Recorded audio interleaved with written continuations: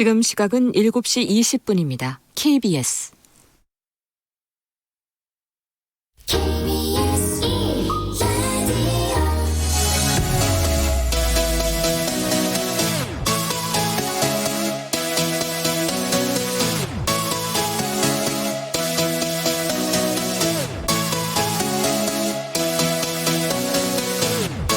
KBS 열린 토론.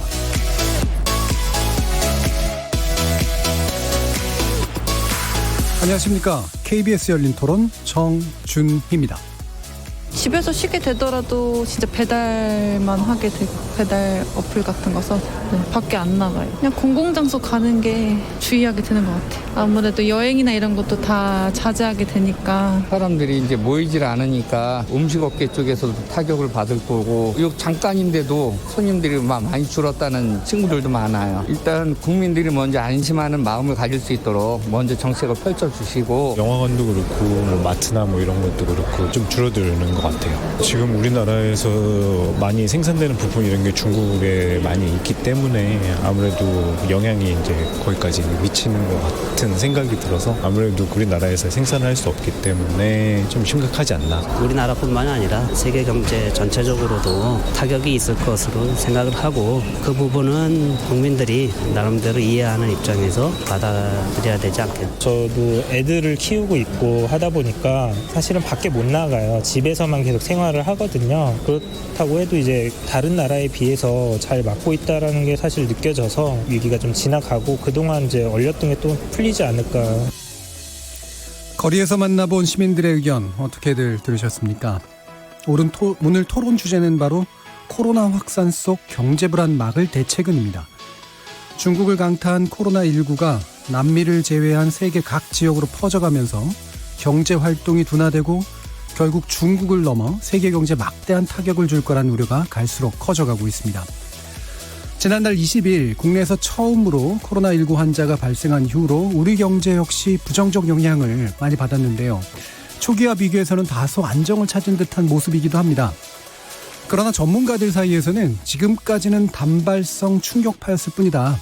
중국과 미국 그리고 한국의 각종 지표에 코로나19의 영향이 반영되는 지금부터가 더 본격적인 충격을 남길 거라는 전망이 나옵니다. 그래서 오늘 KBS 열린 토론에서는 코로나 확산 속 경제 불안 막을 대책을 이란 주제로 회복세를 기대했던 우리 경제에 코로나19가 어떤 돌발 변수로 작용할지, 그리고 불안과 위기 극복을 위해 지금까지 정부가 내놓은 지원 방안 외에도 어떤 선제적 대책들이 필요한지 세 분의 전문가와 깊이 있게 토론해 보겠습니다. KBS 열린 토론은 여러분들이 주인공입니다. 문자로 참여하실 분은 샵 9730 누르시고 의견 남겨주십시오. 단문은 50원, 장문은 100원에 정보 이용료가 붙습니다. KBS 모바일 콩, 트위터 계정 KBS 오픈, 그리고 유튜브를 통해서도 무료로 참여하실 수 있습니다. 날카로운 의견과 뜨거운 참여 기다리겠습니다. KBS 열린 토론 지금부터 출발하겠습니다. 살아있습니다. 토론이 살아있습니다. 살아있는 토론, KBS 열린 토론. 토론은 라디오가 진짜입니다. 진짜 토론, KBS 열린 토론. 오늘 함께 하실 분들 소개하겠습니다. 먼저 건국대학교 경제학과의 최백은 교수 나오셨습니다. 네, 안녕하세요. 그리고 IBK 투자증권 리서치센터장을 지내셨죠? 이종우 이코노미스트 나오셨습니다. 예, 안녕하세요. 자, 그리고 경희대 차이나 MBA 개건 교수이신 전병서 중국경제금융연구소장 나오셨습니다. 안녕하십니까? 자, 이렇게 세 분과 코로나19의 경제적 충격에 관련된 이야기를 나눠볼 텐데요. 일각에서는 이제 메르스 사태 때보다 아마도 더 크고 엄중할 것이다라고 하는 그런 얘기가 나오고, 이게 또 문재인 대통령의 발언이기도 했습니다. 자, 약 한 달 정도가 흐른 지금 상태에서 일단 방역 자체는 어느 정도 잘 막아내고 있는 것 같은데, 국내 경제에 대한 여파는 가늠하기가 좀 어려운 그런 지경이죠. 그래서 여기에 대한 기본적인 진단을 먼저 좀 들어보고 시작하도록 하겠습니다. 먼저 최백은 교수님께 여쭙게요. 예, 저는 현상적인 그 분석은 좀 뒤로 미루고요. 예. 좀 근본적인 좀 문제를 좀 하나 제기하고 싶은데요. 우리가 소위 그동안에 이제 글로벌화 세계화 이런 얘기를 많이 하면서 우리가 서로 상호 의존이라든가 영향이 굉장히 커졌다 이런 얘기를 하는데, 사실 제가 기억하는 것만 하더라도 짧게 보더라도 벌써 한 12년 정도 지났죠. 그 세계 금융위기 때부터 혹은 그다음에 이제 그 이후에 일본에 그러니까 우리가 뭐 후쿠시마 사태라든가 아니면 올해 연초에 그러니까 뭐 호주 산불이라든가 아니면 지금 이번에 이제 그러니까 코로나 바이러스 문제라든가 이걸 보면서 이제 제가 느끼는 거는 뭐냐면요. 어떤 한 국가에서 발생하는 것이 경제 문제가 됐던 예. 금융위 같은 건 경제 문제였었죠. 아니면 어떤 하나의 자연재해 문제든 간에 이런 것들이 더 이상 한 국가의 문제로 끝나지 않는다. 이제 이런 부분이 저는 이런 이제 국면에 이제 우리가 지금 진입하고 있다. 그래서 굉장히 국제사회의 상호 어쨌든 간에 이 협력이 굉장히 중요해졌는데 예. 현재 현 단계 보게 되면 국제사회 협력은 굉장히 빈곤한 상태고 그걸 상징적으로 보여주는 것이 저는 이제 일본 같은 경우 보게 되면요. 일본이 어쨌든 선진국이라고 우리가 분류가 되는 나라인데 대표적인. 근데 일본이 이번에 어쨌든 간에 그 매뉴얼이 없다는 이런 말이 나왔잖아요. 예. 그게 저는 상징하는 바가 굉장히 크다고 생각하는데 매뉴얼이 없다는 얘기는 매뉴얼이라는 건 뭡니까요? 우리가 그러니까 우리가 지난 시간 살아오면서 우리가 그 경험 속에서 예. 얻어진 하나의 지혜를 가지고 예상되어지는 어쨌든 간에 위험, 리스크에 대해서 어떤 대비책을 만들어 놓은 거란 말이에요. 그렇죠? 예. 매뉴얼이라는 거예요. 근데 그게 없었다는 얘기는 그동안에 우리가 경험하지 못했던 방식으로 지금 이게 이제 그러니까 전개되고 있다는 걸 의미를 예. 보여주는 거란 말이에요. 그랬을 때 이게 결국은 뭐냐면 자연현상이든 아니면 사회현상이든 간에 한 국가에서 어떤 문제가 발생했을 때 이게 더 이상 그러니까 개별국가 차원에서 이게 멈추지 않는다. 그치지 예. 않는다. 이렇게 된다면은 결국은 중국에서 지금 이제 우리가 굉장히 많은 이제 어쨌든 간에 그 감염자가 발생하고 또 피해도 많이 발생하고 있지만은 저는 중국의 문제를 강 건너 불구경하면 안 된다고 봐요. 예. 국제사회가 보다 어쨌든 간에 같이 함께 풀어나가야 되는 어떤 이런 자세를 가지고 있지 않으면은 이게 상당히 그러니까는 우리가 생각했던 것보다도 오래 갈 수가 있다. 예. 그런 점에서 그러니까 일부에서 그러니까 우리가 이렇게 뭐 차단하고 중국 사람들을 이런 것은 저는 하나의 그 현명한 대응책은 아니라고 보고요. 예. 기본적으로 국제사회가 힘을 합해가지고 같이 그러니까 중국의 문제를 완화시켜야지만 이게 좀 진정될 것 같거든요. 제가 볼 때는요. 예. 이제 그런 점에서 좀 우리가 새로운 국면에 진입한 예. 이런 측면을 좀 먼저 좀 지적하고 싶습니다. 예. 아마 근본적인 문제를 먼저 지적을 해 주셨고요. 서로 긴밀하게 연결된 현재 상태에서는 협력을 통해서 문제를 풀어야 되는데 일본의 사례에서 보이듯이 뭔가 고립적인 방식으로 대응할 수 없는 그런 문제에 직면하고 있다라는 그런 진단을 해 주셨습니다. 이종우 센터장님. 예, 국내도 그렇지만 해외 특히 아시아권을 중심으로 해서 악영향이 굉장히 크게 나타났다라고 보이고요. 이렇게 이제 크게 나타난 이유는 몇 가지를 꼽을 수 있는데 우선은 이제 확진자 수가 상상을 초월할 정도로 굉장히 많았다라는 점을 꼽을 수 있겠죠. 이 앞에 있었던 뭐 사스라든가 내지는 메르스라든가 이런 것들이 확진자 수가 전체적으로 따졌을 때 10,000명을 채 넘지를 않은 형태였거든요. 그래서 이번 같은 경우에도 처음 시작을 할 때 그런 정도가 아니겠느냐라는 생각을 했었는데 생각보다는 엄청나게 많은 그 확진자 수가 발생을 했기 때문에 그거에 따라서 생기는 영향이 굉장히 있을 수밖에 없다. 이렇게 이제 봐야 될 것 같고요. 또 하나는 앞서서 3번 정도의 그 큰 질병이 있었죠. 사스가 있었고 신종플루가 있었고 그다음에 메르스가 있었고 이게 경험이 계속해서 쌓이다 보니까 질병에 대해서 굉장히 과민한 반응을 할 수밖에 없는 그런 형태가 됐다라고 우리가 봐야 될 것 같고 그다음에 또 하나는 뭐 교수님의 전공이시기는 하지만 그 질병이 처음 발생했을 때에 언론이 너무 호들갑을 떨었다라는 생각이 상당히 좀 많이 듭니다. 그렇게 되다 보니까 사람들한테 지나치게 굉장히 많은 공포 심리가 조성이 됐고 그에 따라서 상당히 악영향을 미칠 수밖에 없었는데 문제는 지금서부터가 아닌가라는 생각이 듭니다. 지금까지는 어떻게 생각하면 막연한 공포가 상당히 많은 역할을 했었는데 앞에서 제가 말씀드렸던 것처럼 확진자 수가 굉장히 많이 나오는 형태이기 때문에요. 이거는 필연적으로 실물 경제에 영향을 줄 수밖에 없는 형태가 이제 된 거거든요. 그러면 이 영향이 언제서부터 나타날 거냐 하는 건데 아마 빠른 시간 내에 나타나지 않을까라고 하는 전망들을 상당히 많이 하고 또 확진자 수가 많다 보니까 그 영향이 굉장히 클 거다라고 생각하다 보니까 또 다른 국면으로서 또 진행이 되는 게 아닌가라고 하는 생각이 들어서 조금 좀 우려가 되는 그런 상태입니다. 실제로 이제 공포를 가질 수밖에 없었던 측면이 있었는데 그 확산이 그렇죠. 급속했으니까. 근데 지금 와서 보면 과민함이라고 하는 것이 있었고 그게 이제 현재 아마 신속하게 뭔가 경제 충격으로 다가올 것이다라는 그런 그렇죠. 말씀이시네요. 전병훈 소장님.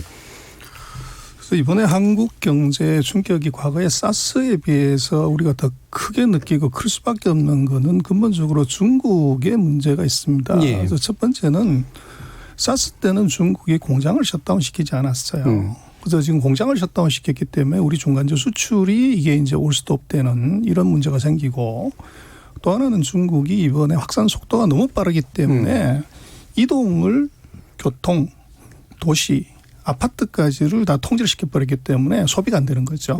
그래서 이제 소비재 수출 자체도 이게 안 되는 이 두 개의 충격이 우리한테 지금 이제 다가오고 있고 그리고 지금 이제 한국으로 놓고 보면은 조금 다행스러운 것은 2003년 대비해서 지금까지 놓고 보면 중국과 우리 교역이 거의 4.7배, 5배 가까이 늘어났습니다. 그리고 이제 관광객 같은 경우는 거의 9배 늘어났어요. 그런데도 불구하고 지금 이번 그 코로나19를 보면 중국도 엄청난 이제 사망자 또는 이제 확산자가 있지만 사망자의 96%가 후베이 성 하나고 나머지는 21개 성에서 70여 명 정도 사망자예요. 그리고 전 세계적으로 27개 나라가 전염이 됐지만 사망자는 2명밖에 없어요. 그래서 그렇게 놓고 보면 이것은 스피드에 대한 공포, 확산 스피드에 대한 공포지 살상력은 그렇게 높지가 않아요. 그런데 그런 측면에서 보면 우리가 중국하고 지리적으로나 경제적 교류, 인적 교류, 물적 교류가 가장 많은 나라인데 우리가 아직 사망자 전혀 나오지 않고 있고 확산 속도도 다른 나라에 비해서 과거에 뭐 아까 최 교수님 말씀하셨지만 일본에서 굉장히 낮아요. 그렇게 보면 우리가 방역 쪽을 상대적으로 잘 하고 있다고. 물론 그게 이제 메르스의 우리 경험이 있어서 그렇겠지만 뭐 그렇게 볼 수 있는 것 아닌가 싶습니다. 역시 이제 아무래도 뭐 아직 섣불리 단언할 문제는 아니지만 이제 방역 측면에서의 또는 이제 질병 자체 위험 측면은 상당 부분 그래도 컨트롤 상태로 들어간 것 같은데 이 뒤로 따라올 이제 경제가 말씀드린 생산과 소비가 이제 한꺼번에 둔화되는 현상 중국과의 관련 속에서 이게 이제 굉장히 문제잖아요. 그렇지 않아도 이제 코로나19가 기존의 이제 사스라든가 메르스하고는 달리 그러니까 수출 내지 내수 또는 소비의 문제가 각각 있었던 것들이 한꺼번에 오는 현상. 이게 이제 방금 소장님이 지적해 주셨던 그 문제, 중국과의 연동성 문제 여기서 나오는 것 같은데 이게 구체적으로 어떻게 체감되는 방식일까요? 이게 저는 2008년도 금융위기하고요. 금융위기 때는 이제 미국발이었잖아요. 그렇죠. 그랬을 때 이제 세계가 어떻게 대응을 했는가 우리가 복기를 해보면요. 1차적으로 뭐냐면은 이제 경기가 수직 낙하하니까는 재정 확장을 공동으로 어쨌든 간에 전 세계가 같이 재정을 통해서 이제 어떤 경기 부양을 경기가 추락하는 걸 막자 이렇게 대응을 했었거든요. 근데 이번에는 어쨌든 간에 중국이라는 경제는 세계 2위란 말이에요. 그러니까 뭐 미국하고 이제 비유가 되는 거죠. 그런 점에서요. 근데 중국의 세계 경제 성장에 있어서 그 기여도를 우리가 생각해 볼 때면은 저는 2008년 상황과 그러니까 별 다를 바가 없다. 그래서 실제로 지금 보게 되면 국제사회에서도 지금 재정 확장을 공동으로 지금 대응하자는 이런 이제 목소리가 일부에서 나오고 있는 상황이거든요. 그러니까 이게 그냥 만약에 상황을 그냥 소극적으로 대응을 했을 경우 각 개별 국가별로 그러니까 이걸 소극적으로 대응을 했을 경우에는 잘못하면 악순환고리가 작동할 수가 있다 하는 거죠. 그래서 일단 그걸 막기 위해서는 제가 앞에서도 얘기했듯이 경제에 있어서도 굉장히 국제적인 협력이 굉장히 필요한 이런 상황이고 그래서 국제적인 협력이 필요한데 사실 국제적인 협력이 어쨌든 간에 움직임은 사실 보이지가 않는 이런 상황이거든요. 이런 상황이고 오히려 그러니까는 서방 세계에서는 중국을 굉장히 그러니까는 좀 이제 안 좋은 시선으로 부정적으로 어쨌든 시선을 가지고 이렇게 보이는 모습은 저는 결국 바람직하지는 않다고 보는데요. 그래서 이게 결국 경제적인 것이든 아니면 이 바이러스 문제를 해결하는 문제든 간에 이 국제 협력이 조속히 필요하고 그 속에서 우리가 기존에 갖고 있는 뭐 G20이든 무슨 어쨌든 간에 국제 기구들을 활용을 해서 좀 이 문제를 저는 논의를 해야 될 필요가 있다 이런 생각을 합니다. 2008년 경험처럼 이제 재정 확장이 이제 일어나야 되는데 그게 또 국제적인 단순한 한 국가만의 문제로 이제 그치는 않아야 된다라는 측면이신데요. 아마 재정 확장 관련해 정부 대책 측면들이 이제 좀 더 뒤에서 아마 논의될 것 같고요. 다른 두 분이 보시기에 이런 이제 중국하고의 방금 지적하신 문제가 이제 딱 떠오르는 게 미국하고 중국 간의 경제 갈등 이후로 이 중국이 이렇게 무너지는 어떤 현상들을 반드시 뭐 자기들한테도 좋을 건 없지만 약간은 방관한달까 조장한달까 뭐 이런 식의 측면들도 좀 있다고 보시나요? 어떻습니까, 소장님? 그래서 이거는요 무슨 뭐 글로벌 서플라이 체인의 붕괴다 위기다 이렇게 많이 얘기를 이제 하지만 조금 냉정하게 보면요. 그 중국이 확산을 막기 위해서 기업들의 조업을 2주 동안 조업 중단을 시킨 겁니다. 그래서 이게 생산 라인이 붕괴가 돼 있거나 기계가 파괴돼 있으면 이건 서플라이 체인의 붕괴예요. 그래서 이거를 이제 무슨 세계적인 위기다 이렇게 얘기하는 것은 지금 단계에서 너무 과하고 그래서 2주 지나서 이게 잠복기가 끝나서 확진자하고 이게 구별이 되면 조업을 재개했을 때 가동률이 바로 올라가는 거죠. 이 사태는 가동률이 100%에서 0%로 떨어졌다가 이것이 2주 뒤에 또는 조금 더 잠복기를 거친 4주 뒤에 90% 100% 올라가게 되면 서플라이 체인은 쉽게 회복이 되는 거예요. 그리고 지금 놓고 보면 만약에 지금 이 글로벌 서플라이 체인의 붕괴다 그러면 크게 봤을 때 두 개 기업이 대표적으로 이제 혼이 나는데 첫 번째가 애플입니다. 두 번째가 폭스바겐이에요. 자동차를 중국에서 이제 엄청나게 만들고 핸드폰 같은 경우는 뭐 단 한 대도 미국에서 전부 중국에서 만들기 때문에 근데 세상에서 가장 명확하고 똑똑한 게 돈입니다. 그래서 만약 이 사태가 이제 심각하게 간다고 하면 애플의 주가가 폭락해야 됩니다. 폭스바겐의 주가가 폭락을 해야 돼요. 그런데 애플은 사상 최고치 주가를 계속 갱신하고 있죠. 그래서 이제 그 금융이 바라보는 시각으로 놓고 보면 이것은 가동률의 하락, 일시적인 하락으로 보는 것이지 이것이 구조적인 문제다 이렇게 보고 있지는 않은 것 같고 지금 우리한테 오는 충격은 이게 예를 들면 우리 이런 거죠. 대표적으로 우리한테는 이제 소비 경기에 영향을 미치는 것이 관광객입니다. 그래서 지금 중국이 이번 조치를 통해서 뭘 했냐면 해외 단체 관광을 완전 금지를 시켰습니다. 그래서 전 세계적으로 영향을 소비에 크게 영향받는 것은 1억 5천만 명이 해외여행을 가는데 한국 같은 경우도 작년에 470만 명이 그런 이게 이제 거의 0이 되다시피 하는 거죠. 그래서 지금 우리 같은 경우는 가장 눈에 띄는 이제 이 코로나 샥은 제조업 말고 소비에서는 중국 관광객이 매달 한 3만 명 이상씩 들어오다가 지금 그게 이제 0이 됐다는 거죠. 그래서 지금 뭐 한 5천 명 수준으로 중국 관광객 뭐 중국 입국자가 줄어들었다고 그러는데 이게 이제 중국이 언제 해외여행, 단체 여행을 푸냐. 이게 이제 세계 소비에 크게 영향을 미칠 것 같아요. 그러니까 결국 이제 구조적인 문제는 아니다라는 진단과 함께 이게 잠정적이라는 말씀이시잖아요. 그러면 어쨌든 이게 잡히고 나면 몇 주 내에 그것이 다시 생산과 소비가 가동이 되면 실제로 이 충격은 완화되거나 극복될 수 있다. 이렇게 이제 보시는 건가요? 그렇죠. 센터장님 어떻게 보세요? 결국 그 부분들은 이제 억압 수요와 그러니까 그 소비를 해야 될 때에 어떤 특별한 이유 때문에 소비를 못하는 시점이 못하는 상태가 되면 그 소비가 영원히 사라지는 건 아니고요. 그중에 상당 부분들은 이제 소비를 안 하고 있다가 나중에 어떤 상황이 이제 해결이 되거나 그러면 그때에 가서 다시 이제 소비가 이루어지거나 이러거든요. 그러니까 이제 그런 억압 수요가 얼만큼 되느냐 그리고 그런 것들이 상황이 안정될 때까지 계속해서 유지가 될 수 있을 것이냐 하는 것들에 관한 문제가 하나일 거고 두 번째는 앞에서 최 교수님 계속 말씀하셨던 것처럼 이제 정책적인 공조 이런 부분들이 어떻게 정말로 원활히 잘 이루어질 수 있을 것이냐 하는 것들이 이제 두 개가 결합돼서 이렇게 이제 나올 그 효과가 나온다라고 봐야 되거든요. 지금 이제 확진자 수가 굉장히 많이 증가하고 속도도 빠르고 그다음에 사람이 많이 이 확진자 수가 늘어나기 때문에 이게 심리적으로 특히 이제 억압 수요에다 어떤 영향을 미치냐면 이게 상황을 보니까 우리가 여태까지 생각했던 것처럼 그렇게 빠르게 해결될 것 같지는 않다. 그러면 시간이 굉장히 오래 걸리면 오래 걸릴수록 그런 그 억압돼 있는 수요가 작동하기도 상당히 어려워지는 게 아니냐. 이런 쪽으로 지금 조금씩 변해가고 있는 상태이기 때문에 그렇거든요. 그다음에 또 하나 이제 여러 정부의 정책 이런 부분들에서 우리가 보면 그동안에 워낙 뭐 11년 동안 많은 정책과 굉장히 극단적인 정책들을 많이 썼기 때문에 과연 이제 정책이 남아있는 게 있겠느냐라고 하는 것에 대한 우려가 상당히 있는 거는 사실입니다.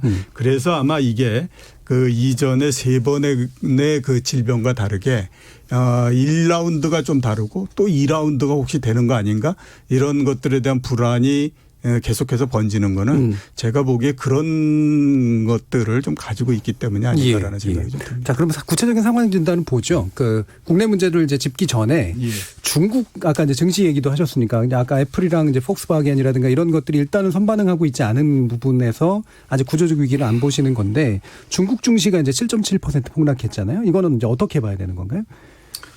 그래서 그 2월 3일 날 이제 춘절 구정이 끝나고 나서 그 상해 증시가 7.7, 심천이 8.4, 창업반이 6.8 이제 폭락을 했어요. 당일 이렇게 폭락한 거기다 250을 곱하면 어마어마한 폭락인데 문제는 이제 그 오늘까지 놓고 보면 놀랍게도 이제 엄청난 이게 위기임에도 불구하고 위기에 가장 금융시장이 민감합니다.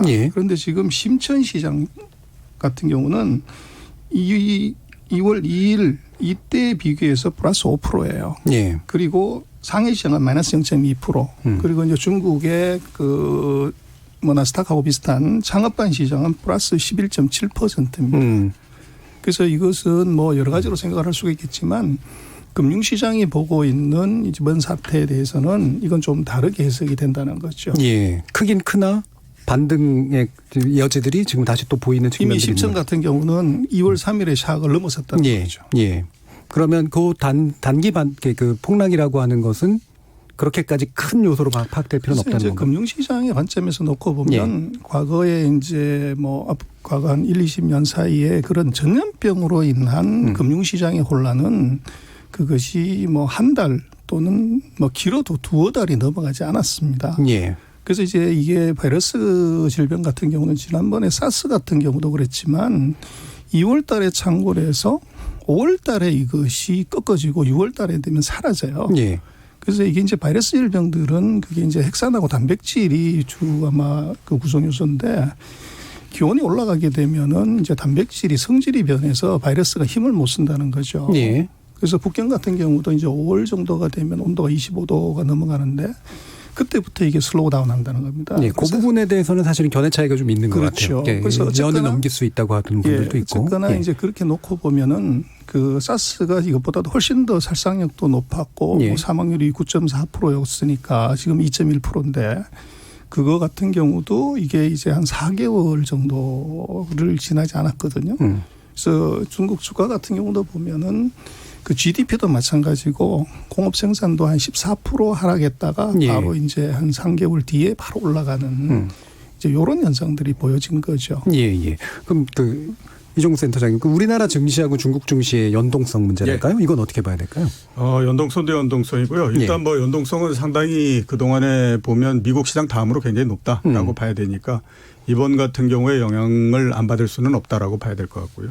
국내 시장 측면에서 보면 이게 영향이 오늘 주식시장이 한 33포인트 정도 하락을 했는데요. 그 지금까지 진행됐던 거는 1차전. 그다음에 잘못하면 오늘서부터 진짜 2차전이 또 진행되는 거 아닌가? 이런 생각이 있어서 조금 우려가 되는 그런 부분들입니다. 이제 1차전은 질병이 발생하면서부터 계속됐었는데 이게 첫 번째의 주가 하락의 가장 큰 원인은 역시 이제 질병이죠.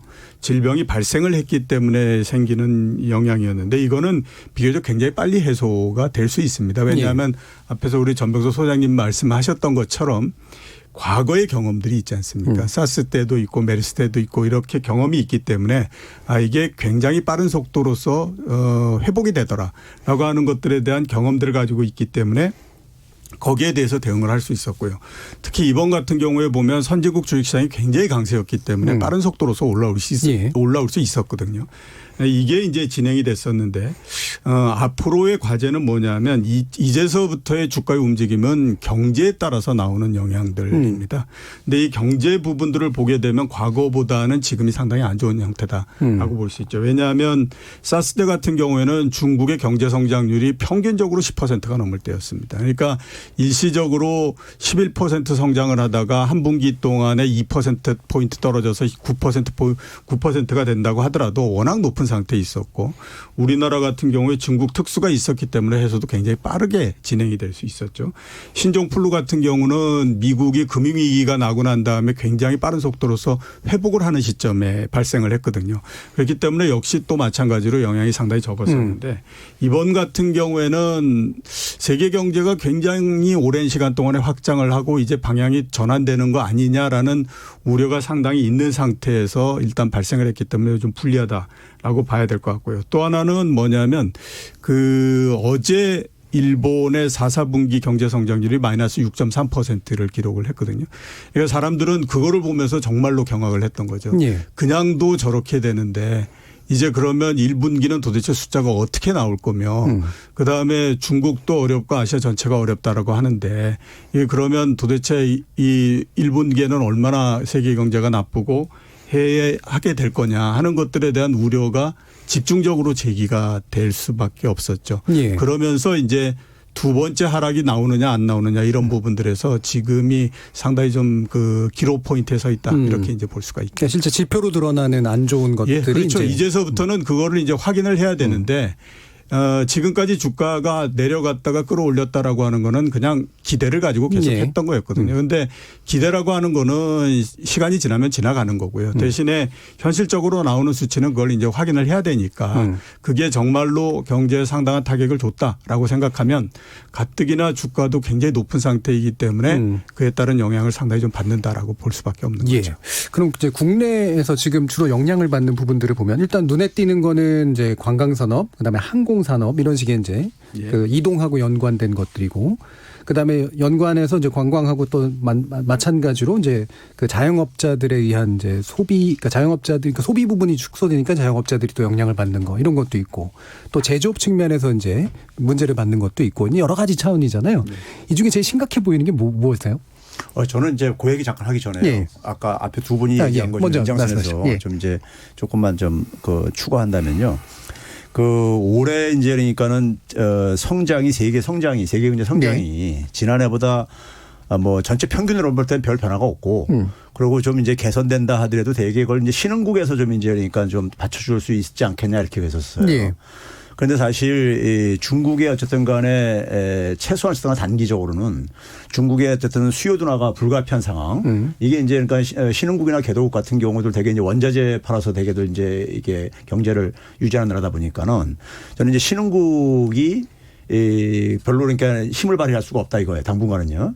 그래서 지금 선진국이 그러니까 지난 금융위기 이후에 한 10년 넘는 동안에 굉장히 체력이 좀 소위 말 저질이 됐어요. 제가 웃자고 표현한다면요. 약해졌습니다. 거기다가 지금 뭐냐면은 그나마 중국을 필두로 하는 신흥국하고 개도국들이 좀 이제 어쨌든 간에 갈 줄 알았는데 이번 사태가 터지면서 저는 올해 그러니까는 경제가 사실 어느 정도까지 이게 그러니까 어느 정도에서 방어할 수 있느냐. 이거를 그러니까 우리가 금융시장이든 경제 실물 경제든 간에 결국은 심리적인 불확실성을 빨리 해소시켜줘야 되는데 지금 금융시장 같은 경우도 저는 그런 것 같아요. 이러다가 이제 그러니까 만약에 좀 진정이 되는 줄 알았는데 다시 만약에 확산된다거나 이건 우리도 누구도 예측할 수 없는 거니까요. 정확하게 그렇게 되면은 또 이제 충격으로 이제 나타날 수가 있고 그러면 그런 속에서 그러니까는 경제 그러니까 금융의 어떤 불확실성을 나는 근본적으로 해소시켜주지 않으면은 이거는 그러니까 우리가 계속해서 어쨌든 간에 심리를 위축시킬 수밖에 없다 이거죠. 위축시키게 되고 또 중국은 일단 어쨌든 간에 절대적으로 많은 사람들이 어쨌든 간에 감염되어 있고 이런 상황이다 보니까는 중국이 어쨌든 간에 단기적으로 경제 활동은 저는 뭐 중국은 더군다나 소비하고 서비스 부분을 중심으로 좀 경제를 좀 이제 끌어올리려고 했었는데 그 부분이 어쨌든 간에 저는 뭐 생산 못지않게 중요한 부분이라고 보고 있고요. 그래서 그 타격을 받았을 때 그게 이제 결국은 세계 경제에 그러니까 1분기 성장률에는 적어도 부정적으로 영향을 미칠 수밖에 없다는 것은 자명하거든요. 지금요. 자명한데 문제는 그것이 그 1분기로 끝내줘야 되는데 문제는 그게 지속이 되냐 안 되냐 하는 것은 결국은 그러니까 그 사람들의 불안 심리를 그러니까는 이것을 해결해 줘야 되는 불확실성 심리를 그러니까 없애줘야 되는 처방이 좀 필요하다 이거죠. 그런 점에서 저는 그러니까 좀 국제 협력이 필요하다고 제가 계속 강조한 것이고요. 그다음에 이제 국내 같은 경우는 우리가 뭐 보게 되면은 우리나라 한국 경제 같은 경우는 뭐 사실 그동안에 지난해 수출이 굉장히 안 좋았잖아요. 수출이 안 좋았는데 특히 이제 현 정부가 주로 이제 신남방 신북방 정책을 한다면서 동남아에 많이 이제 어쨌든 간에 그 기여가 문재인 정부 들어서 가지고 한 2년 동안에 그러니까 동남아 수출이 그래도 많이 그래도 선방을 해줬었어요. 예. 해줬었는데 동남아가 어쨌든 간에 중화 경제권에 이미 이렇게 포섭되어 있는 상태 속에서 타격을 받을 수밖에 없는 이제 이런 상황이거든요. 그러면 이제 수출은 여전히 그러니까 상당히 불투명하고 어쨌든 간에 회복되기 저는 쉽지 않을 거라고 보고 있고요. 그런데 국내 같은 경우는 지금 보게 되면 소비가 위축되는 거야. 지금 저는 불가피하게 지금 전개되는 상황이고 그랬을 때 이 피해를 어쨌든 간에 단기적으로 그러니까는 좀 이렇게 해소시켜주는 부분들 같은 경우는 저는 이제 예를 들어서 자영업자들 같은 경우는 그러니까 무슨 추가 금융을 그러니까 소위 말해서 융자해주는 이런 책은 대통령이 이제 그런 얘기 했더라고요. 그동안에 그러니까 관성적으로 해왔던 그러니까 경제 정책에 그러니까 연연해 하지 말고 새로운 상상력을 가라. 그 얘기하는 것은 그만큼 관료들이 굉장히 그러니까 대응하는 방식이 별로 효과가 없을 것 같은 거예요. 대통령이 경제 상대적으로 그러니까 모르시는 대통령께서 보셔도요. 그런 점에서 저는 오히려 그러니까 실질적인 피해를 그러니까 줄여주는다는 점에서 이 이자율을 좀 그러니까 대출금에 대한 이자율을 좀 낮춰주는 방식을 저는 오히려 그런 방식이 실질적으로 그러니까 좀 손실 보는 부분을 좀 이제 최소화시켜주는 이런 지원이 저는 좀 필요할 거라고 생각이 들어요. 그 부분도 이제 대책 부분이니까 아마 후반부에서 좀 더 자세히 논의할 것 같고요. 앞에서 질문하셨던 업종 관련해서 한번 말씀을 드리게 되면요. 제일 어렵게 되는 거는 엎친데 덮치면 그건 진짜로 굉장히 어려워지지 않습니까? 그런 것들을 우선 한번 보게 되면요. 항공업 같은 경우는 지금 이 코로나19의 사태가 있기 전에도 굉장히 어려운 형태였었습니다. 예를 들어서 그냥 말씀드리게 되면요. 우리나라의 항공회사들에서 적자를 내지 않는 곳은 없습니다. 모두 다가 적자를 내고 있거든요. 대한항공도 마찬가지고. 그리고 우리가 흔히 얘기하는 저가항공사 같은 경우는 몇 년 전서부터 계속해서 적자였기 때문에 굉장히 지금 어려운 상태에 있고 이런 것들이 이제 코로나19하고 같이 겹치기 때문에 훨씬 더 그에 따라서 어려워질 수밖에 없는 형태이고요.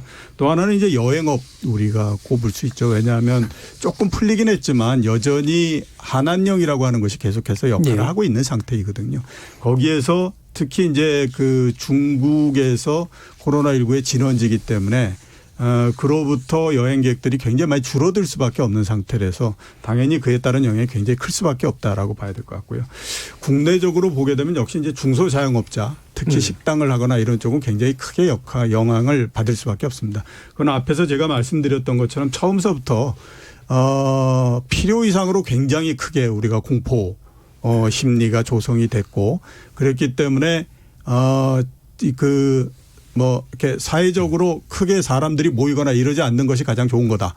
이런 형태까지도 생각을 해버리는 형태가 되지 않았습니까? 그러면 당연히 그 영향을 크게 받을 수밖에 없다라고 봐야 되는 거거든요. 그래서 아마 그런 업종들이 가장 지금 큰 타격을 입고 역시 또 이제 거기에다가 또 더해지는 거는 중국의 소비와 관련한 우리 업종들도 또 많이 있습니다. 우리가 수출하는 화장품이나 이런 것들도 역시 똑같이 영향을 좀 받는다 이렇게 볼 수가 있죠. 그래서 지금 보니까 이제 우리나라 국내 소비가 약 0.4% 이제 감소할 것 같다라고 하는 그런 전망이 나왔는데 이게 큰지 작은지 잘 모를 수 있는 분들도 있을 것 같아요. 물론 이게 결코 작지 않을 거라고 짐작은 결코 작지는 않죠. 그런데 이제 그 산정을 한 거는 과거에 이제 사스나 이런 경우를 봐서 그 정도를 사스 때에 줄어들었던 비율만큼 이번에 줄어들면 그 정도 된다. 이렇게 이제 산정을 하는 것에서 약간 플러스 마이너스 알파가 들어가고 이런 형태거든요. 근데 이번 같은 경우는 아까도 제가 계속해서 말씀을 드렸지만 확진자 수나 이런 모든 것들 거기에 따라서 생기는 심리적인 공포 이런 것들이 그때보다는 훨씬 더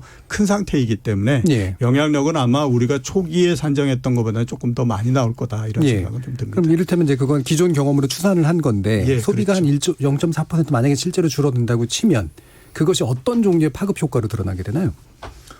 일단은 그 0.4%라는 것이요. 제가 대충 계산을 보게 되면은 한 2조 정도 되는 규모예요. 돈으로는요. 이 정도 되는 규모인데 그러니까 어쨌든 간에 판매액에서 그럴 것이고 그다음에 이제 근데 문제는 뭐냐면 이제 그렇게 수입이 줄어들었을 때 가뜩이나 지금 어려운데 가뜩이나 어쨌든 간에 소매 판매 관련 업종에서 이제 가시는 분들 어려운데 이제 이게 더 추가가 됐을 때 그게 이제 그러니까는 어려움이 더 가중돼 가지고 심지어 폐업이라든가 이런 쪽으로 연결될 가능성도 있고 그러기 때문에요. 그랬을 경우에는 이제 연쇄적으로 이제 그러니까 이게 이제 고용 축소라든가 이런 걸로 이제 연쇄적으로 일어날 수 있는 거기 때문에 그래서 이제 그러니까는 대통령께서도 이제 그러니까 조기에 그러니까 이것을 가능한 타이밍이 굉장히 중요하다고 이제 이렇게 강조했던 이유도 바로 이제 저는 그런 데 있다고 보고요. 그래서 조기에 그러니까 어쨌든 간에 이 불안 심리를 제거해야 될 뿐만 아니라 이 피해도 그러니까 조기에 그러니까는 뭐든지 쓰러지지 않도록 막아주는 것이 저는 필요하다고 생각을 해요. 예.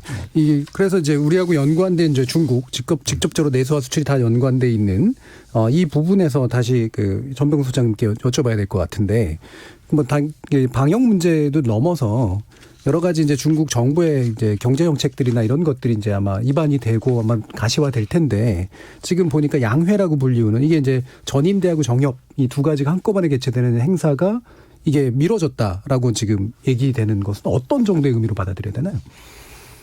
그래서 원래는 3월 3일에 개최해야 되는데 지금 14일 늦춰서 3월 17일에 개최하는 걸로 하는데 이건 첫 번째는 이 코로나19 사태가 진정이 안 됐다는 것을 얘기를 하는. 왜 이제 문제가 되냐면 중국 전역에서 국가 지도자 5천 명이 한 군데 모이는데 여기서 감염이 발생하게 되면 국가 지도부가 붕괴될 수 있는 리스크가 있어요. 그래서 이걸 이제 바꾸는 게 이 이유 하나 있고 이제 표면상의 이유는 각 성의 이제 중앙지방다 리더들이 지금 방역 작업에 투입이 된 이 사람들을 빼면 지위에 이제 문제가 생긴다. 그게 표면상 이유인데 제가 볼 때는 오히려 그것보다는 중국은 1년에 한 번 이제 그 국회를 여는 거죠. 이때 모든 법안도 처리하고 그러니까 제일 중요한 게 2020년에 경제정책의 방향을 정합니다. 그런데 여기서 지금 이게 이 코로나19 사태의 영향을 어느 정도에서 GDP 성장률이 얼마나 낮아질 건가를 이것을 예측을 해야만이 이 금년도 성장 목표를 제시를 하게 돼요. 그런데 지금 상태에서는 그것을 가늠하기가 어렵기 때문에 그래서 중국은 지금 어떤 생각을 하냐면 이게 이제 코로나 잠복기가 14일이기 때문에 1월 20일에서 이제 14일 더하면 2월 3일이고 거기다가 14일 더하면 이제 27일 뭐 요 정도가 되고 그럼 27일 정도가 되면 확진자하고 아닌 사람은 구분이 난다. 그렇게 되면 이제 분리해서 치료를 하게 되면 확산이 되지 않으면 그럼 일단 마무리가 된다고 보는 거죠. 그렇게 되면 경제적 충격을 개선할 수 있다고 보는 겁니다. 그래서 그것들이 이제 정리가 돼야만이 예측치를 만들 수가 있는 거고 또 중국은 한번 예측치를 만들면 그걸 함부로 바꾸지 않습니다. 그러다 보니까 이제 거기에 신중을 기하는 것에 의미가 있는 것 같아요. 근데 제가 볼 때는 지금 이 코로나19의 사태가 영향은 크지만 지금 전 세계적인 충격 결국은 결자 해지예요. 그래서 중국이 이번 사태를 보고서 경기 부양책을 얼마나 어떻게 쓰냐 이게 또 세게 나오면 아이러니하게도 이제 이게 훈풍이 될 수도 있는 일이 벌어져요. 그래서 지금 우리가 조금 관심 있게 봐야 되는 것은 이번 양회의가 끝나고 나서 중국이 경기 부양책을 어떤 방식으로 얼마만큼 쓰냐. 여기에 이제 우리가 사실은 그 사이 뭐 최근 한 2달 동안 그 고생했던 것을 벌충할 수 있는 기회가 있는 거죠. 이걸 좀 잘 봐야 될 것 그러니까 같습니다. 미뤄진 것도 물론 중요하지만 미뤄진 이후에 실제로 열리면 거기서 이제 예측치를 만들어내고 그걸로 가늠할 수 있는 게 있고 그다음에 예를 들면 대대적인 뭐 그 어떤 양적 부양이라든가 이런 것들을 위한 정책을 이 양회를 통해서 만약에 입안하면 그게 또 상당한 이제 훈풍으로 바뀔 수도 있다. 그렇습니다. 그래서 이제 그걸 어떻게 봐야 되냐면 이번에 뭐 예측치마다 다르지만 뭐 IMF나 뭐 한 0.6% 정도 이번 샥을 GDP 수치를 낮춘다. 뭐 많이 보는 데가 한 1.5% 적게 보는 데가 0.8인데 0.6인데 중국 같은 경우 GDP가 지금 100조입니다. 그래서 지금 중국이 이제 예금이 한 198조 정도 되는데요. 지준율이 얘들이 지금 12.5%나 돼요. 굉장히 높습니다. 이걸 1%만 낮추면 대략 한 2조 원 정도 돈이 풀리게 되고 중국이 재정 지출을 지금 22조 위안 정도를 하는데 재정 지출을 한 10% 늘리면 한 2조가 늘어나요. 그리고 이제 세수를 한 25조 정도를 받는데 감세를 한 10% 해버리면 거기서 2.5조가 늘죠. 그러면 그 세 가지 정책을 조합을 하면 대략 한 6조 정도의 이 돈이 풀리게 돼요. 6조 위안. 그렇죠. 그렇게 되면 GDP 100조에서 6조가 들어가게 되면 지금 이제 6%가 플러스 요인이 생기는 거죠. 그래서 제가 볼 때는 관심 있게 봐야 되는 것은 중국이 0.8 또는 1.5 정도의 성장률이 이번 이 샥으로 낮아지지만 이걸 벌충하기 위해서 정부가 재정, 금융, 감세 정책을 어느 강도로 쓰냐에 따라서 이것은 아이러니하지만 V자 턴을 할 수 있는 가능성이 있다는 겁니다. 예. 그러면 이거하고 연관된 우리나라 이제 제조업 현황하고 수출 문제를 같이 좀 이제 알아봐야 될 것 같은데요. 지금 이제 자동차 공장이 멈췄다가 다시 가동됐다 이제 다시 멈추는 이런 이제 그 과정을 겪고 있는 거는 어떤 신호로 해석해야 됩니까? 이종수들. 일단 지금 부품의 공급이 원활하지 않기 때문이다. 이렇게 예. 이제 볼 수밖에 없는데요. 우한이라고 하는 도시가 IT나 자동차, 화학 이런 것들의 아시아 공급의 그렇죠. 중심지입니다. 그리고 제조업 2025의 그 시범 도시이기도 하기 때문에 당연히 우한이라고 하는 곳을 직접적으로 강탈했다라고 하는 거는 많은 영향을 줄 수밖에 없다. 이렇게 이제 볼 수밖에 없죠. 특히 이제 최근처럼 세계적으로 공급이 그 뭐 부품의 공급이라든가 이런 것들이 네트워크가 돼 있는 상황에서는 예. 당연히 그에 따른 영향이 한쪽에서만 나올 수는 없는 거고 여러 가지 형태로서 나올 수밖에 없다라고 봐야 되거든요. 그렇기 예. 때문에 일단 뭐 지금처럼 가동률이 낮은 상태에서는 그 영향을 계속해서 받을 수밖에 없다라고 봐야 될 것 같고요. 대신에 이제 어느 시점이 되게 되면 중국에서 이제 어느 정도 질병이 잡혔다라고 생각하면 그때에서부터 가동률을 상당히 높일 때니까 예. 그때 정도 되면 조금 이제 그 개선은 될 거라고 그렇게 봅니다. 최근에 아무튼 상황이 안 좋아지면서 많이들 얘기하는 부분들이 이제 대체 공급처를 그렇죠. 뭐 확보를 예. 해야 된다 예. 이런 얘기들 굉장히 많이 하지 않습니까? 그런데 그거는 사실상 그렇게 쉬운 거는 아니거든요. 왜냐하면 가장 대표적으로서 우리 자동차 같은 경우에 보면 자동차에 들어가는 부품은 자동차를 제일 처음에 설계할 때에서부터 같이 참여를 해야만 그렇죠. 됩니다. 예. 그리고 이 자동차라고 하는 것은 안전성의 문제도 있는 거고요. 그다음에 대체 공급처를 찾는다고 해서 단가가 무조건 엄청나게 올라간 제품을 쓸 수는 없는 거지 않습니까? 그러니까 여러 가지들의 문제가 있기 때문에 당연히 보면 이제 그 대체 공급처를 찾기가 그렇게 쉽지는 않고요. 오히려 제 생각으로는 대체 공급처를 찾기보다는 아마 그 전에 중국에서 가동률이 더 높아지는 일이 먼저 발생할 거다라는 예. 생각이 들기 때문에 그거는 쉽지가 않다라는 거 봐야 될 것 같고요. 대신에 하나 우리가 생각해야 될 부분들은 뭐냐면 이게 자동차 하나만으로서 끝나겠느냐 하는 것들의 그렇죠. 문제는 좀 생각을 해봐야 되는 게 아닌가라는 생각이 예. 듭니다. 그러니까 우리가 가장 핵심적인 산업이다라고 얘기하는 게 이제 반도체인데 반도체 올해가 굉장히 좋다라고들 얘기 많이 하고 있지 않습니까? 다른 원자재 같은 경우에 보면 뭐 석유나 이런 것들도 세계 수요에서 절반 정도를 중국이 차지하는 상태입니다. 그러면 반도체도 역시 굉장히 많은 숫자를 중국에서 수요를 하거든요. 석유의 수입량보다도 반도체 수입량이 더 많기 때문에 그 정도로 중국에서의 반도체 수요가 굉장히 많은데 지금처럼 자동차 부품이 공급이 안 된다라고 하는 거는 다른 IT나 이런 제품도 역시 마찬가지로 가동률이 굉장히 떨어질 수밖에 없는 상태거든요. 예. 그러면 이거는 자동차 하나의 부품 공급이 차질을 빚어서 우리가 그에 따라서 생기는 그 영향 하나로서 끝나지 않고 여러 개로서 전방위적으로 좀 확대가 될 가능성이 있기 때문에 결국에 얼마나 중국에서 빨리 가동률을 회복시키느냐 하는 것들이 굉장히 중요하다라고 볼 수밖에 없겠죠. 저도요. 예. 저도 이제 그 중국의 어쨌든 간에 경제와 사회가 정상화되지 않으면은 네. 아까 전병서 소장님이 얘기한 그러니까 우리가 전통적인 그러니까 우리가 이 정책들이요. 정책 처방들이요. 예. 그러니까 감세라든가 재정 부양이라든가 무슨 뭐 그다음에 이제 우리가 통화 완화라든가 이런 것들이 좀 효과가 우리가 적어도 경제학적인 상식으로 우리가 기대하는 것만큼 나타나기 힘들다 저는 이렇게 보는 게 예를 들어서 우리가 감세를 해줘 가지고 쓸 돈이 좀 여유가 있다 하더라도 사람들이 접촉을 하기 꺼려하는데 그게 이제 소비를 이제 연결될 그렇죠. 수가 없다 이거예요. 그러니까 제가 이제 무슨 얘기를 하고 싶은 거냐면은 중국이 사실은 그러니까 금융위기 터지고 나서 대규모 이제 재정 부양을 했었거든요. 예. 당시에도 GDP 대비 3%가 안 됐었어요. 적자 규모가. 마이너스 2.89% 정도나 제 기억으로. 근데 지난 16년 이후부터 3%가 넘어서고 재정적자 규모가 GDP 대비요. 그리고 2019년과는 아직 최근에 안 났죠. 저는 비슷하리라고 보는데 한 4.2%까지 2018년에 그랬었어요. 예. 그러니까 중국의 성장률을 만약에 한 6%로 우리가 이렇게 전제로 했을 때 재정으로 만드는 게 한 4% 이상 그게 됐었고요. 그리고 이제 중국의 성장률에 대한 신뢰성을 우리가 좀 이제 그러니까 의심들을 많이 하고 그러는데 예. 그 부분을 최대 그러니까 한 1.7%까지 그러니까 우리가 좀 과장된 걸로 많이들 얘기를 해요. 그래서 우리가 일부 전문가들은 그러니까 많은 전문가들은 뭐냐면 중국의 민간 부분을 만들어내는 성장률은 이미 그러니까 멈춰 있는 상태다. 거의 이제 그러니까 만들어내지 못하고 있다.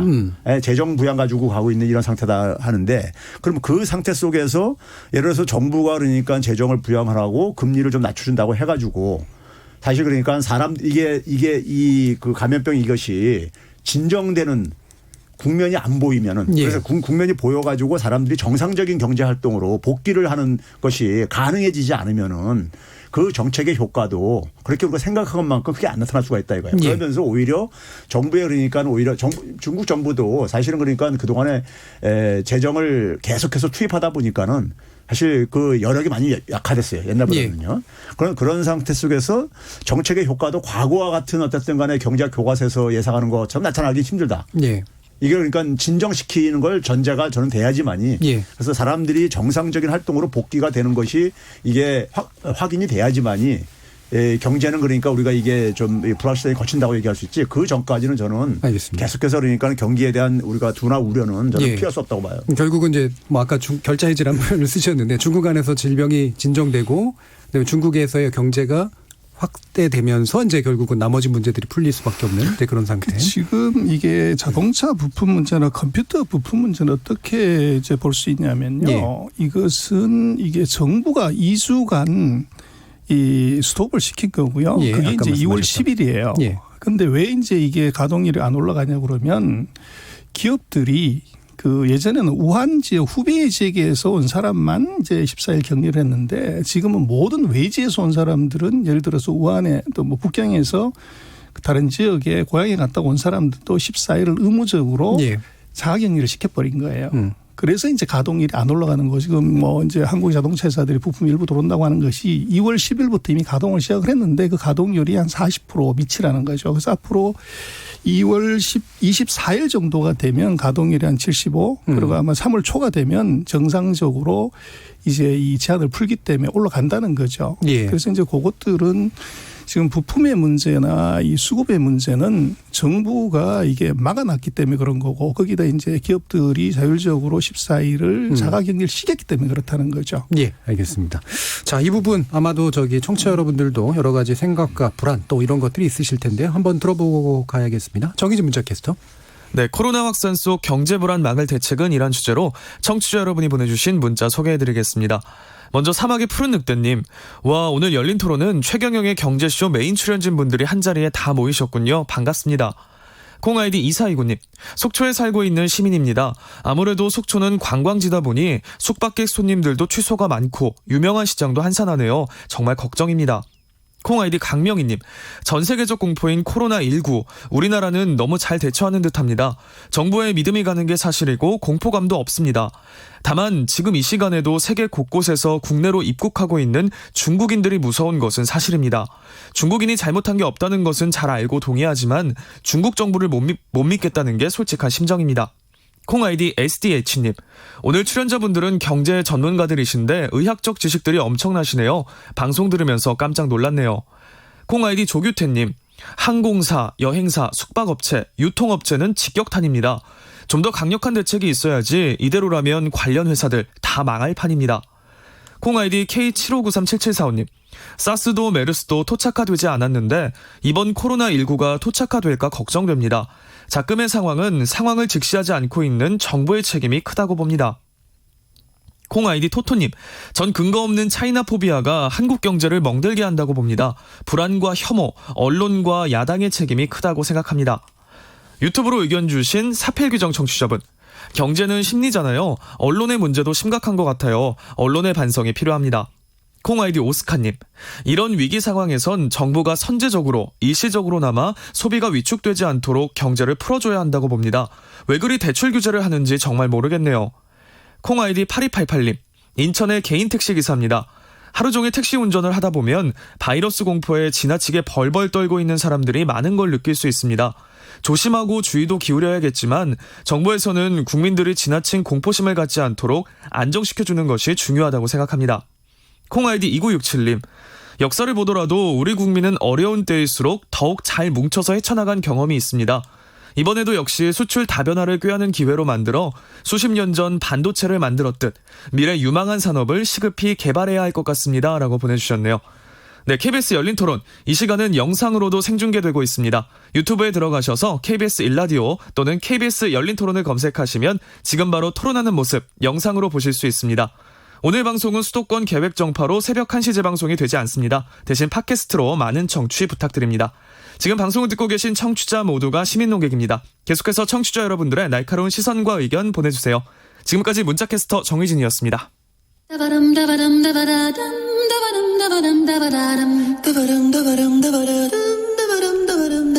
여러분은 지금 청취자와 함께 만들어가는 고품격 시사방송 KBS 열린 토론을 듣고 계십니다.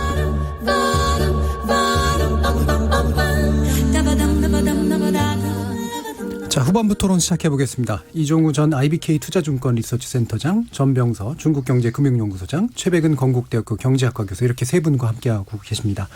아까 청취자 중 한 분께서 최경영의 경제쇼에 전문가들이 다시 모였다라고 하는데 뭐 어쩔 수 없습니다. 어벤져스들이시기 때문에. 예. 그리고 저희는 또 아까 최백은 교수님 말씀하신 것처럼 협력을 강조하는 시스템이기도 한데요.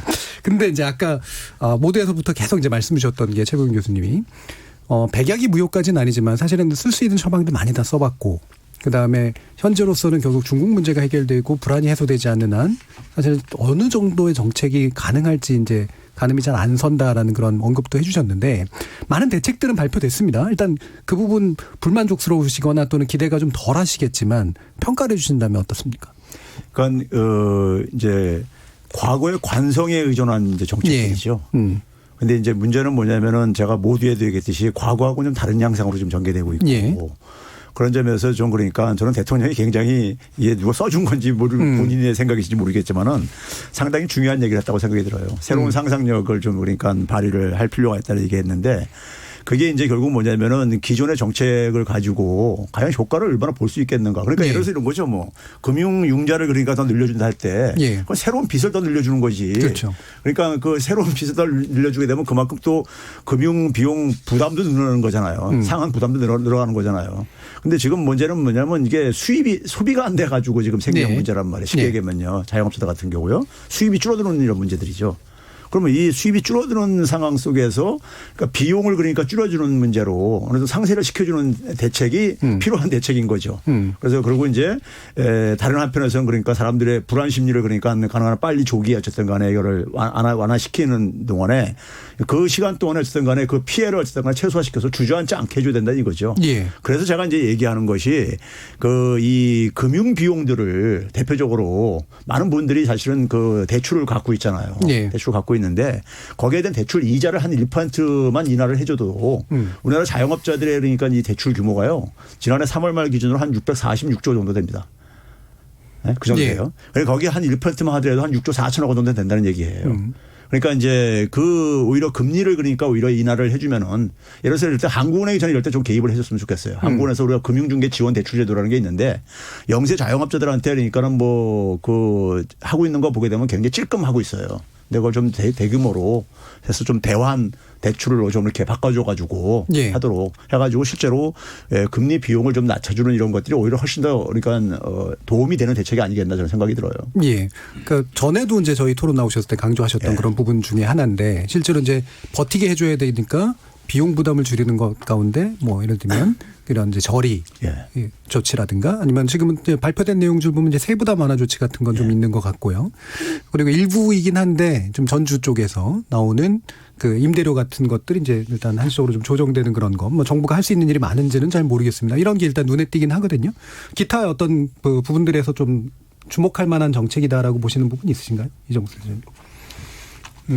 일단 뭐 앞에서 말씀하셨던 것처럼 세제 지원 그다음에 또 금리 경감 이런 것들은 부분적인 역할은 한다라고 봐야 되는데 결국 가장 크게 어려워진 가장 큰 이유를 보게 되면 소비의 심리가 굉장히 안 좋고 그다음에 소비가 줄어들었기 때문이지 않습니까? 그거는 앞에서 제가 한번 말씀드렸지만 이제 억압 수요라고 하는 것이 얼마만큼이 그 다음에 나올 수 있느냐 하는 것들에 의해서 이제 이루어지는 건데 그거를 진작시키기 위해서 제 생각으로는 조금 질병이 좀 그 잠잠해지는 시점서부터 대대적인 소비 캠페인이나 이런 것들을 한번 정부 주도하에 벌리는 것도 제가 생각하기에는 그건 좋은 방법이 될 것 같다라는 생각이 많이 들고요. 예, 지금 쿠폰 얘기가 나오긴 하던데요. 뭐 그다음에 또 하나 이제 우리가 생각해 볼 부분들은 그동안에 이제 세금과 관련해서 가장 크게 그리고 경기가 굉장히 어려워졌을 때 많이 썼던 방법들이 소비세 인하가 가장 컸지 않습니까? 그래서 자동차나 이런 것들도 이제 살 때에 소비세를 인하해 주고 했거든요. 그거는 그런 방법이 가장 많이 그리고 자주 사용된다라고 하는 거는 그만큼의 역할을 한다라고 봐야 되기 때문에 제 생각으로는 그런 것도 한번 생각을 해볼 필요가 있다라는 생각이 들고요. 그다음에 이제 중국과 관련해서 한번 보면 지금 가장 많이 기대하고 있는 게 뭐냐면 시진핑 주석이 과연 상반기에 올 수 있느냐 없느냐 하는 것들을 굉장히 많이 기대하고 있습니다. 그리고 그거는 경제적으로도 봤을 때 상당하게 어느 정도 역할을 할 수 있다라고 봐야 되거든요. 왜냐하면 시진핑 주석이 오면은 일단은 아무튼 한한령은 어느 정도 풀린다라고 봐야 되기 때문에 그게 뒤가 그 하반기로 넘어가는 것과 상반기에 있는 것 사이에는 상당한 차이가 있을 수 있기 때문에 외교적으로도 그런 것들에 대한 노력 이거를 좀 기울여야 할 필요가 있지 않느냐라는 생각은 저는 좀 하고 있습니다. 이 한한령이 실질적으로 풀려도 중국인들이 오는 것에 대한 공포가 여전히 있으면 이제 사실은 어느 정도 있기는 하겠지만 그래도 역시 보면 이제 시진핑 주석이 방한을 하고 그다음에 그게 어느 정도 풀리고 했을 때는 지금처럼 이렇게 상황이 공포스럽지는 않거든요. 그렇기 때문에 아마 어느 정도는 좀 도움이 될 수 있지 않을까라는 생각을 갖고 있습니다. 그럼 이런 이제 그런 측면에서 중국과의 협력 문제 이거는 충분히 좀 우리 소장님이 보시기에 어느 정도의 가능성 또는 시기 이런 것들을 좀 점치시나요? 근데 중국에 사스가 있었거나 대지진이 있었거나 뭐 조류독감 무슨 돼지열병 이런 게 있을 때 그것이 완전히 끝나지 않은 상태에서 이제 국가 지도자가 해외를 간다든지 하는 것은 그런 경우는 굉장히 드물어요. 그래서 이번에 관건은 이것이 적어도 3월 뭐 이전에 이것이 종료가 된다고 하면 검토할 수 있겠지만 이게 과거에 사스처럼 5월, 6월, 7월까지 간다고 하면 뭐 우리가 기대하는 경제적 효과를 차치하고 중국 내부적인 문제 때문에 그것을 실행하기는 그렇게 쉽지는 않겠다. 뭐 과거의 사례를 놓고 보면 이제 그럴 것 같습니다. 그것도 그래서 뭐 한국의 국가 주석이 방문한다고 하는 것은 이제 중국의 그런 질병 관련되는 것이 깨끗이 끝났다는 것의 시그널이기 때문에 그것은 전 세계적으로 보여줄 수가 있는 거죠. 그래서 굉장히 좋은 시그널이긴 한데 지금 상황으로서는 예단하기 굉장히 어렵다. 그렇게 보여질 것 같습니다.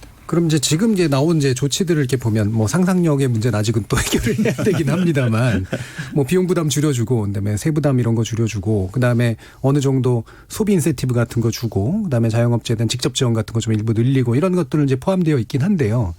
이게 결국은 이제 돈 드는 문제잖아요. 근데 작년에도 그 추경 그렇게 어려웠는데 그리고 많이 강조하셨지만 사실은 정치적인 상황상 잘 안 됐지 않습니까? 이번에 좀 다르리라고 보시나요?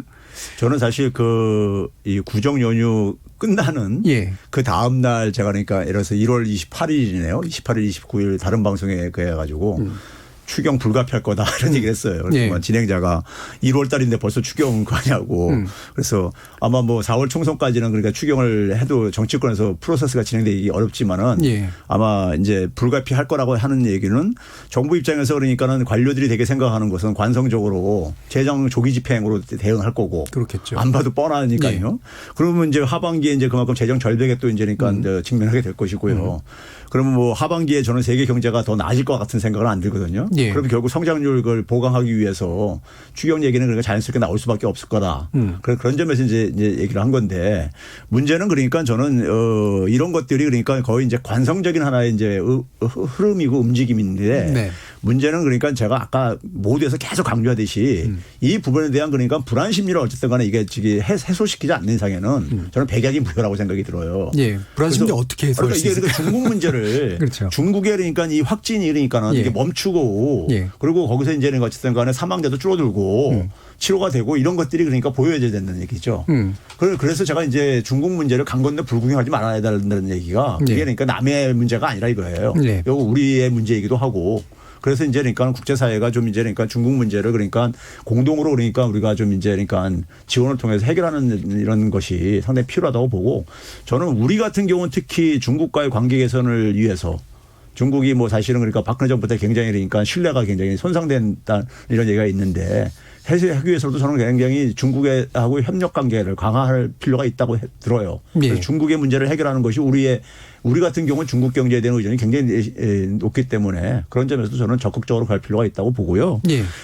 그래서 이제 성장률을 그러니까는 방어하는 것은 또 일차적으로 어쨌든 의미는 있죠. 그런 점에서 그러니까는 뭐 성장률 둔화는 지금 불가피해 보이거든요. 올해요. 예상했던 것보다는요. 그러면 그 상태 속에서 그러니까 추경이라는 것은 저는 시간 문제일 뿐이지 불가피하다. 저는 보고 있습니다.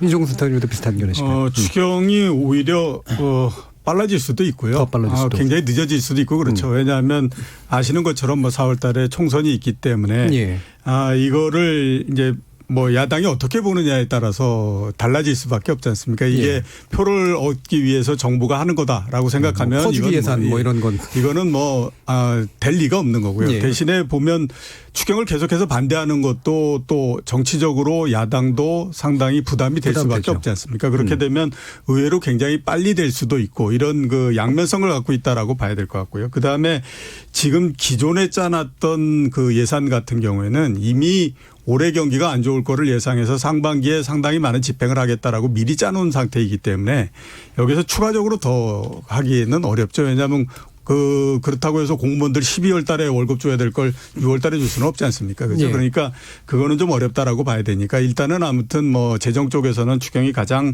현실적인 방안이다 이렇게 볼 수가 있고요. 또 하나 이제 우리가 생각할 수 있는 것이 그 금리를 내려서 지금 1.25%인 걸 1.0% 내지는 0.75% 막 이렇게 내리는 거 이걸 이제 또 생각해 볼 수 있는데 저는 그거는 상당히 좀 주의를 해야 되겠다라는 생각이 드는 게 워낙 금리가 낮은 상태이기 때문에 추가적으로 내린다고 하더라도 별달리 역할은 못하는 대신에 지금 가장 큰 문제가 되고 있는 것이 부동산인데 그거를 잘못해서 자극한다라고 하게 되면 굉장히 어려워질 수가 있거든요. 그래서 아마 대충 뭐 추경과 이런 쪽 그러니까 재정 쪽을 중심으로 해서 정책을 피는 형태가 되지 않을까라는 생각을 갖고 있습니다. 그러니까 최백운 교수님이 이제 중국과의 적극적인 협력을 강조하셨는데 그 어떤 것들이 가능하다고 보세요? 근데 중국과 협조라기보다는요. 그 중국이 하고 있는 걸 예의주시하면서 우리가 대응책을 잘 만드는 게 중요해요. 그래서 지금 제조업의 경우는 그 조업 중단이 앞으로 이제 길면 4주 짧으면 2주 안에 이것이 끝나면서 가동이 정상화되면 물론 이제 뒷부분까지 있기 때문에 적어도 뭐 한 3월 중순 늦으면 3월 말까지 가는 한 2달 정도의 이 애로가 된다고요. 그래서 제조업에 대해서는 한 이제 2달 정도의 집중적인 기업들이 보도나지 않게 경영시하는 액션 플랜이 중요할 것 같아요. 그래서 지금 정부가 얘기하는 여러 가지가 있지만 첫 번째 타임테이블이 정확하지 않아요. 몇 월 달에 이걸 정확하게 예측을 해야 되고 거기에 쏟아부어야 되는 것이지. 언제까지는 버티자 뭐 이런 거? 그렇죠. 그리고 이제 문제는 소비 같은 경우는 우리가 이제 중국 관광객이나 중국 관련되는 수출이 많기 때문에 문제는 이 코로나19가 끝나더라도 소비 심리는 한 분기 정도 뒤로 가야 사스나 이때도 마찬가지 그때 회복이 되거든요. 그러면 지금 소비 관련되는 쪽은 적어도 5개월에서 6개월 정도는 보장을 해줘야 이것이 리커버가 된다는 거죠. 그래서 제가 볼 때는 뭐 도와준다 뭐 이런 거 다 좋은데 정확하게 타임테이블과 액션 플랜을 구체화해서 그것을 월별로 또는 분기별로 집행을 하고 모자라면 그때 이제 뭔가 다른 정책 수단을 쓰는 게 맞을 것 같고 또 지금 같은 경우는 아마 정부 입장에서도 뭐 2월인데 추경보다는 이미 잡아놓은 예산이 워낙 크기 때문에 그 선집행하는 것이 그 범위 안에서 그것부터 먼저 할 수가 있을 것 같아요. 있고 중국과의 협력이라고 하는 것은 뭐 그 의미는 있지만 제가 볼 때는 중국이 지금 뭐 다른 나라하고 협력할 정신적인 여유가 없을 것 같아요. 그래서 오히려 이제 중국은 시스템으로 다시 이게 확진자가 줄어들거나 하면은 시스템을 정상화시키는 대로 빠른 시간 내에 갈 거고 거기에 우리가 딱 맞춰서 같이 보조를 어떻게 맞출 거냐. 그건 이제 우리가 대응 준비를 좀 해야 되는 거죠. 막연히 기다리기보다는 이제 중국에서 전개됐으니 시나리오에 따라서 그렇습니다. 구체적인 기간을 정하고 액션 플랜을 맞추고 그렇습니다. 이게 이제 명확하게 나와야 되는데 아직까지는 좀 불퉁해 보인다는 말씀이시죠? 근데 뭐 예를 들어서 이런 건 가능하지 않겠어요. 중국에서 그러니까 필요로 하는 것들이 여러 가지가 있는데 예를 들어서 우리가 만약에 여유가 있으면은 뭐 진단 키트 같은 경우라든가 무슨 뭐니까 뭐 심지어 마스크부터 해가지고 우리가 생산할 공급할 저것만 된다면은 한다면은 그런 것을 그러니까 우리가 중국 현지에서 어쨌든 간에 필요로 하는 부분들 예. 이런 부분들에 대한 그러니까 우리가 성의를 보이고 우리가 거기에 대해서 좀 지원을 좀 해줄 수가 있으면은 상당히 중국 입장 속에서는 그것이 고맙게 느낄 수밖에 없죠. 예, 그리고 도움이 될 것이고 또 실제로. 예. 그 아까 이제 이종우 센터장님 같은 경우에는 사실 우리 글로벌 공급체인 같은 경우에 의존도를 낮추고자 하는 전략, 우리 일본과의 경험에서 예. 얘기가 되는 게 되게 부정적으로 이제 평가를 해주셨잖아요. 예. 그러니까 그게 실질적으로 가능성도 되게 적고 사실은 또 지나가고 나면 무효화될 가능성도 예. 상당히 있다라고 보시는 거기 때문에 이 부분도 좀 더 말씀 좀 주시죠. 예, 그러니까 어느 날 갑자기 그 공급망을 다른 쪽으로서 조정한다라고 하는 거는 예. 지금과 같은 경우에는 상당히 이루어지기가 굉장히 어렵죠. 그거는 앞에서 제가 말씀드렸던 자동차뿐만 아니라 다른 모든 곳에서 그러니까 지금의 그 전 지구적인 이런 그 공급의 형태는 어떤 한 곳에서 안정적으로 공급이 된다라고 하는 가정하에서 진행이 되는 거거든요. 예. 그렇기 때문에 물론 그게 이제 그 다른 그쪽이 이제 그 문제가 생겼을 경우 이런 것들을 가정한다고 하더라도 비슷한 조건에 있는 곳에서 찾을 수밖에 없는 겁니다. 그러면 네. 중국에서 두 기업 뭐 이렇게 한다든가 이렇게 될 수밖에 없는 거거든요. 그렇기 때문에 그걸 전면적으로 재조정한다든가 하는 것들은 현재로서는 그렇게 쉬운 일은 아니다라고 봐야 되는 거죠. 알겠습니다. 자, 이제 뭐 마무리 지을 때가 좀 돼서요. 각 뭐 전문가님들께서 뭐 전망을 해 주셔도 좋고 또는 이 부분을 좀 주목해서 바라봐 보면 우리 경제가 좀 이렇게 그 정책을 세우거나 대응을 마련하는 데 있어서 굉장히 중요할 것 같다라고 제언을 해 주셔도 좋습니다. 최백운 교수님. 예, 지금 뭐 이종우 센터장님의 저기 그 지적에 이어서요. 예. 저는 이런 그 이번에 이런 경우가 이게 그러니까 이게 단발성으로 끝나는 문제가 아니라 제가 모두에 얘기했듯이 이런 현상이 앞으로는 빈도수가 굉장히 잦을 거다. 예. 그렇게 되면은 기업들 입장 속에서 우리가 작년에 그러니까 일본 수출 규제를 우리가 한번 그 경험을 했었는데 한 나라에 그러니까 너무 의존이 심했을 때 그러니까 그 리스크를 그러니까 우리가 경험을 하게 되면요. 거기에 대해서 어쨌든 간에 단기적으로 조정하는 건 쉽지 않아도 그게 이제 반복되어지면서 기업들도 거기에 적응을 할 수밖에 없거든요. 그럼 결국은 뭐냐면 이제 대응책이라는 것은 결국 다변화시키거나 의존도를 낮추기 위해서요. 그리고 뭐 국내 그러니까는 우리가 이제 그러니까 이 재밌는 게 이제 그랬었잖아요. 그 미국에서 그러니까 초기에 이제 그 이 코로나19가 터졌을 때 문우신이 재무장관이 뭐라고 얘기했냐면은 중국한테는 좀 안 됐지만은 미국 경제한테는 도움이 될 거다. 미국 기업들이 중국에서 미국으로 돌아올 거를 이제 그러니까 네. 기대를 하면서 이제 그런 네. 얘기를 했단 말이에요.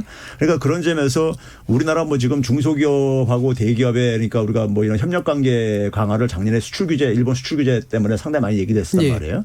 그런 부분들도 그러니까 어차피 기업들이 이제는 좀 고민을 해야 될 것이다. 네. 구조를 좀 이제 그러니까 좀 더 안정적으로 만들려면은 예. 리스크를 좀 다변화시킬 수밖에 없기 때문에 예. 그런 변화의 이 그 준비도 해 나가야 될 것이라고 저는 보고 그런 변화가 저는 발생할 거라고 봐요. 알겠습니다. 전백우 소장님. 예.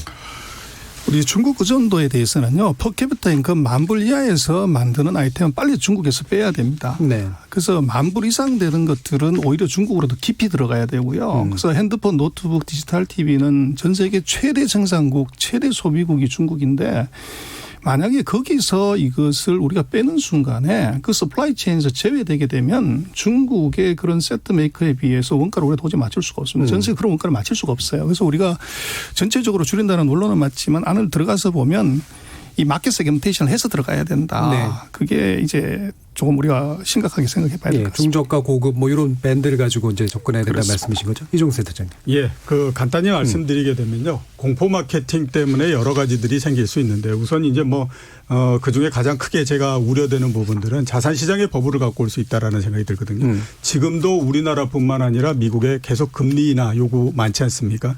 지금도 자산 버블이 상당히 심한데 그게 더 커질 수 있으니까 그런 부분들도 같이 고려를 해야 되지 않나 이런 생각이 듭니다. 예, 이게 자칫하면 또 자산 버블로 이어지는 또 다른 문제를 나올 그렇죠. 수도 있다는 말씀이신 거죠. 자, KBS 열린 토론 오늘은 코로나 확산 속 경제 불안 막을 대책은이라는 주제로 전문가와 함께 토론해 봤고요. 상상력 있는 정책을 또한 기대하고 준비해야 될 때가 아닌가 싶습니다. 오늘 토론 함께해 주신 전병서 중국경제금융연구소장, 최백은 건국대학교 경제학과 교수, 그리고 이종우 전 IBK 투자증권 리서치센터장 세 분 모두 수고하셨습니다. 감사합니다. 감사합니다. 참여해 주신 시민 농객께도 감사하다는 말씀 전합니다. 저는 내일 저녁 7시 20분에 다시 찾아뵙겠습니다. 지금까지 KBS 열린 토론 정준이었습니다.